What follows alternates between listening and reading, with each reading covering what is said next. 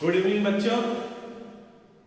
तो फिर आज हम लोग नीट एग्जाम के पिछले कुछ सालों के क्वेश्चंस को हम लोग सॉल्व करेंगे, देखेंगे। ठीक है, आपका एग्जाम नीट 2023 जैसा आप लोग जानते हैं 7 मई को होने वाला है।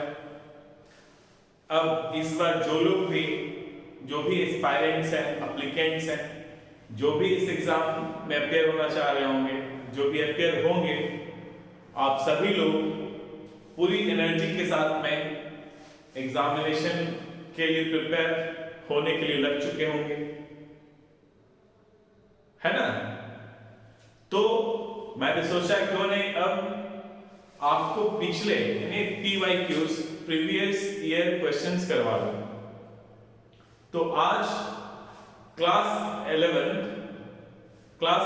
का चैप्टर 1 उसका जो है आपको पता है क्लास 11 में चैप्टर 1 में 4 सेक्शंस हैं।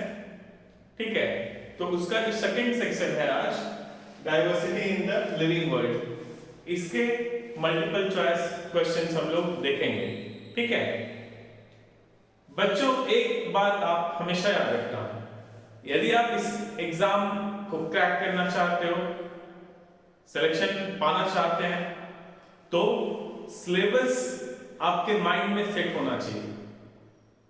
सिलेबस नोटबुक से देखने की जरूरत ना पड़े, लेकिन सेट होना चाहिए कि हाँ ये हमारा सिलेबस है। और दूसरा क्वेश्चन पैटर्न्स, यानी एग्जाम्स में क्वेश्चंस किस तरह से पूछे जाते हैं, कैसे फ्रेम किए जाते हैं, क्या डिफिकल्टी लेवल होता है। यदि आप ये सब जान जाएंगे तो बायोलॉजी आपको सिर्फ 2 ही बुक पढ़ना है, एक बुक 11th में, एक बुक 12th में।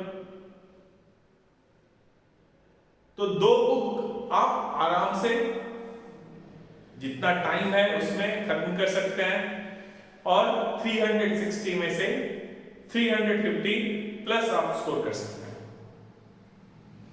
और सबसे ब्यूटी क्या है ना, आपके जो एग्जाम्स में नीट एग्जामिनेशन में जो क्वेश्चंस आते हैं वो आपके एनसीईआरटी बुक के अंदर से होता है, कुछ भी बाहर से नहीं आता है।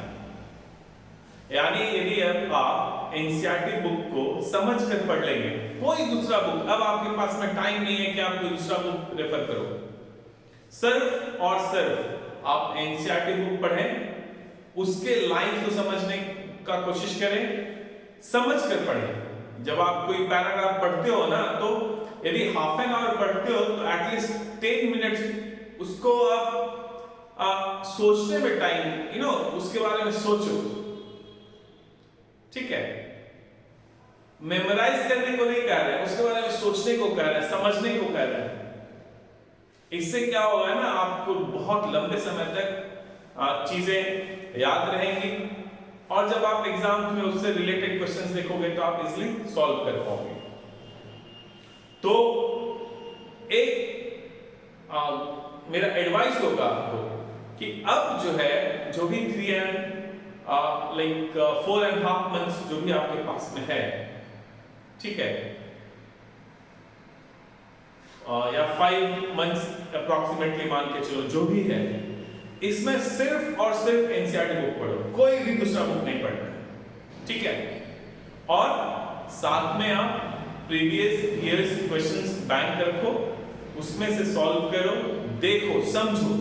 मान लिया आप एक टॉपिक पढ़ते हैं तो फिर उसके क्वेश्चंस को करो जाकर, और जो पहले आए हुए क्वेश्चंस हैं नीट में वो सॉल्व करो। जब आप वो सॉल्व करेंगे पढ़ने के बाद, तो आप ये रियलाइज कर पाएंगे, आप ये समझ पाएंगे कि हाँ क्वेश्चंस इस तरह से फ्रेम होता है, इस तरह से पूछा जाता है। और फिर से जब आप उसी चैप्टर को, उसी पार्ट को पढ़ोगे तो आपके माइंड में सेट हो जाएगा जो आप पढ़ना चाह रहे हो या जो पढ़ रहे हो। आप इस तरह से पढ़ें। आने वाले जो 5 मंथ्स हैं, ठीक है, आप बिल्कुल सेल्फिश हो जाओ, बिल्कुल भी सोशल मत रहो, तो आप इस एग्जाम को अच्छे मार्क्स से, अच्छे रैंक से आप, ठीक है, क्रैक कर पाओगे, क्लियर कर पाओगे और आप एक मेडिकल गवर्नमेंट मेडिकल कॉलेज से एमबीबीएस कर पाएंगे। ठीक है, तो फाइन। तो मेरा एक ही होगा आपसे, आपको एडवाइस कि सिर्फ और सिर्फ आप एनसीईआरटी बुक से पढ़ो, इधर उधर दिमाग जो है मत भटकाना। ठीक है, और दूसरा सेल्फिश हो जाना। चलो फिर हम लोग क्वेश्चंस देखते हैं। ठीक है, diversity in the living world, और आपने अभी तक ये चैप्टर जरूर बहुत अच्छे से पढ़ चुके होंगे आप। तो ये मानते हुए कि आप इस चैप्टर को बहुत अच्छे से पढ़ चुके हैं, हम लोग डायरेक्टली क्वेश्चंस सॉल्व करते हैं। ठीक है, तो सी दैट हियर पहला क्वेश्चन क्या है? Select the correctly written scientific name of mango which was first described by Carolus Linnaeus. ये ऑप्शंस दिया हुआ है, मैग्निफेरा इंडिका, आई यहां पे कैपिटल में है। ठीक है, Mangifera indica, Mangifera indica Carolyn, Mangifera indica लिन, मैग्निफेरा इंडिका। ठीक है, तो अब जो है ना, आप जो यूनिवर्सल रूल्स है किसी भी प्लांट या एनिमल या कोई भी ऑर्गेनिज्म का, जो साइंटिफिक नेम जो आप लिखते हैं, जो बायोलॉजिकल नेम लिखते हैं, उसके कुछ सेट यूनिवर्सल रूल्स है। और आपको पता है, एक होता है आपका ICBN और दूसरा होता है ICZN। ये बॉटनिकल नेम के लिए है और ये जियोलॉजिकल नेम के लिए। ठीक है, international codes of botanical nomenclature, international code of geological nomenclature. तो ये कुछ रूल्स बताता है। सबसे पहला रूल क्या है? कोई भी ऑर्गेनिज्म का जो नेम होगा वो लैटिन लैंग्वेज में होगा। ठीक है, यानी बायोलॉजिकल नेम जो है या साइंटिफिक नेम जो है वो किस लैंग्वेज में होगा? लैटिन लैंग्वेज में होगा, कोई भी लैंग्वेज में नहीं होगा। ठीक है, किसमें होगा? लैटिन लैंग्वेज में होगा। दूसरा, जब आप लिखेंगे तो आप उसको इटैलिसाइज्ड करना होगा। When you right, you know that you have italics. ठीक है, सो लेटर तो आप उसको क्या करना है? इटैलिसाइज कर देना है।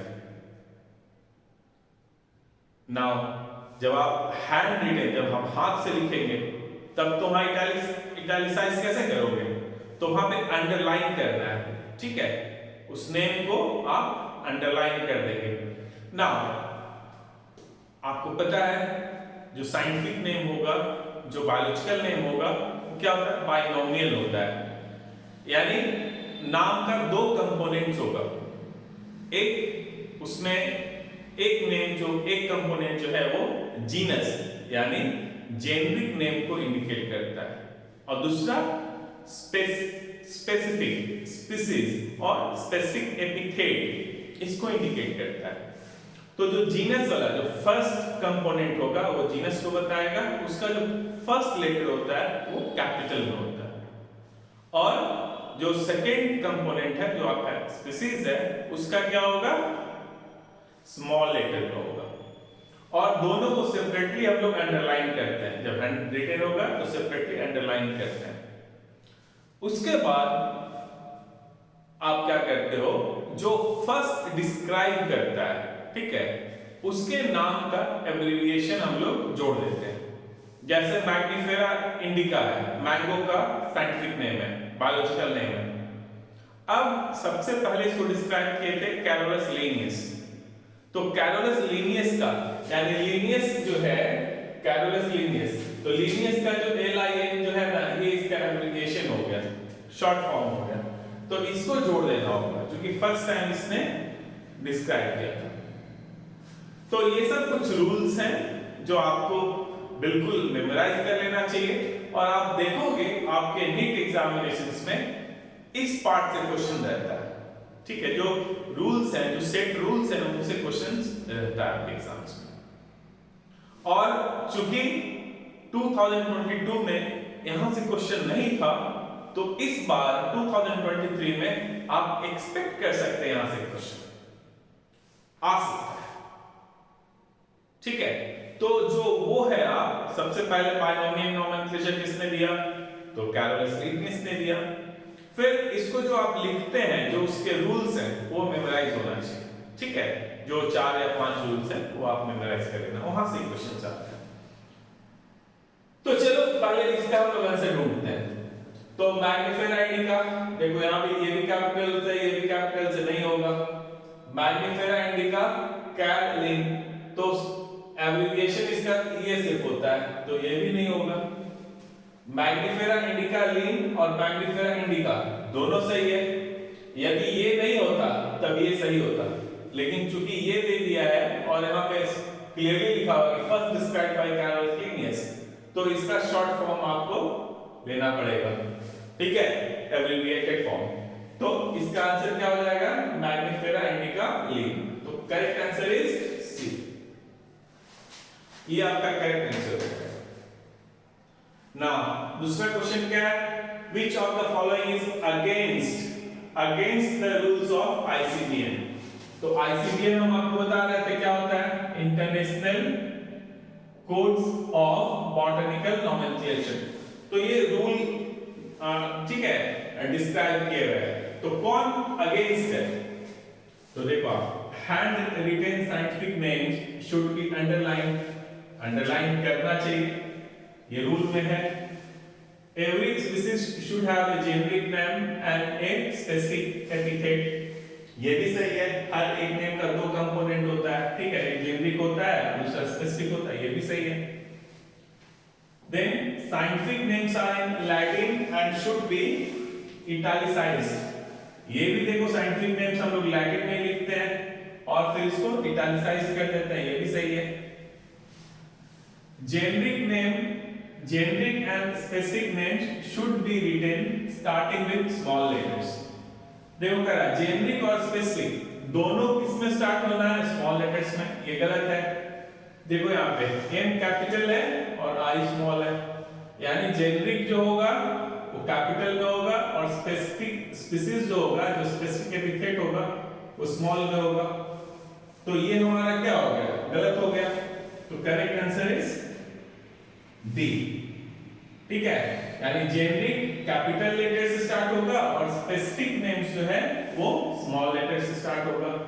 यहां तो दोनों कह रहा है दोनों स्मॉल लेटर से होगा, इसलिए गलत है ये स्टेटमेंट, यानी अगेंस्ट है रूल्स ऑफ आईसीबीएम के, अगेंस्ट हो गया ये वाला।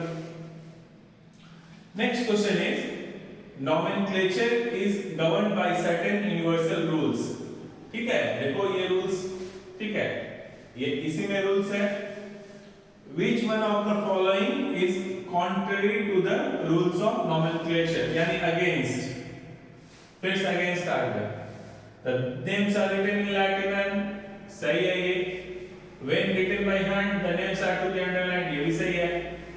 Biological names can be written in any language, देखो in any language, आपको पता है ना biological names लैटिन में लिखते हैं, लैटिन में। ये कह रहा है in any language, तो ये गलत हो गया। The first word in a biological name represent the genus name and the second is a specific epithet, ये भी सही है। बायोलॉजिकल नेम में 2 कंपोनेंट्स होते हैं, पहला जीनस और दूसरा स्पेसिफिक, ये सही है। यानी गलत ये हो गया, यानी कॉन्ट्ररी कौन है, अगेंस्ट कौन है? सी वाला। तो correct answer is C. Next, ICBM stands for international code of botanical nomenclature. तो ये देखो आप, ये है ना international code of botanical nomenclature, और ICZN जो है वो international code of zoological nomenclature, यानी ये आंसर आपका ए होगा, ये सही होगा। ठीक है, this is the correct answer. Next, fifth one is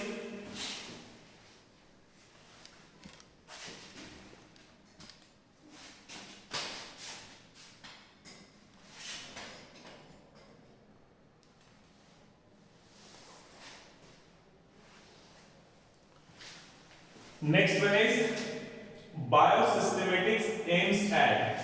देखो एक्चुअली ये सिस्टेमेटिक्स है, ठीक है, बायो जोड़ दिया इसमें, ठीक है, लेकिन ये सिस्टेमेटिक्स ही है। और सिस्टमेटिक का दो कंपोनेंट होता है, एक तो टैक्सोनॉमी होगा ही और दूसरा इवोल्यूशन होगा। तब इसमें जो है बाय एम्स एट, तो इसमें देखो क्या कहता है ये दोनों, देखो किसमें है, the classification of organisms based on broad morphological characters. सिर्फ ये नहीं करता, ये भी है लेकिन सिर्फ ये नहीं है, delimiting various types of organisms and establishing their relationships, ये भी नहीं है। The classification of organisms, देखो आप classification यानी आ गया taxonomy, based on their evolutionary history and establishing their progenies on the totality of various parameters from all fields of studies। Systematic सब कुछ को include करता है, ठीक है। Then identification and arrangement of organisms on the basis of their psychological characteristics, ये आ रहा है टैक्सोनॉमी में, लेकिन ये कह रहा है सिर्फ साइकोलॉजिकल कैरेक्टरिस्टिक्स, यानी ये भी सही नहीं होगा। तो करेक्ट आंसर क्या हो जाएगा? सी। ठीक है, ये हमेशा याद रखना। Next one is the book Genera Plantarum was written by, आप सबको पता है ये, देखो अभी तो सिलेबस में नहीं है, आपके एनसीईआरटी में नहीं है, ठीक है, और ये बहुत पुराना क्वेश्चन भी है 1999 का, फिर भी याद रखना जेनरा प्लेंटेरम ये लिखा गया था बेंथम एंड हुकर के द्वारा। Now this is you have important, क्योंकि ये है आपके एनसीईआरटी बुक में। लिनियस इज क्रेडिटेड विद, यानी कैलोरस लिनियस किस लिए है आपको पता है, बायनोमियल नोमेनक्लेचर किसने दिया था? तो लिनियस ने दिया था, तो आंसर हो जाएगा आपका ए हो जाएगा, ठीक है, ए।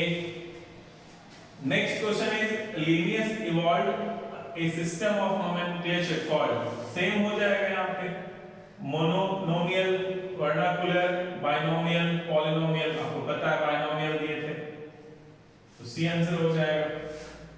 Next one is the term new systematics was introduced by, तो new systematics किसने इंट्रोड्यूस किया? हक्सले ने, जूलियन हक्सले। तो correct answer is Julian Huxley, ये याद रखना, ठीक है। तो ये क्वेश्चंस, कुछ क्वेश्चंस थे जो आपके एग्जाम्स में, ठीक है, प्रीवियस ईयर्स क्वेश्चंस हैं, ये पहले एग्जाम्स में आए हुए हैं। तो आप क्या देख रहे हो यहाँ पे, जो भी क्वेश्चंस आप देखोगे ना वो एनसीईआरटी बेस्ड है, एनसीईआरटी बुक से ही आया है, पहला।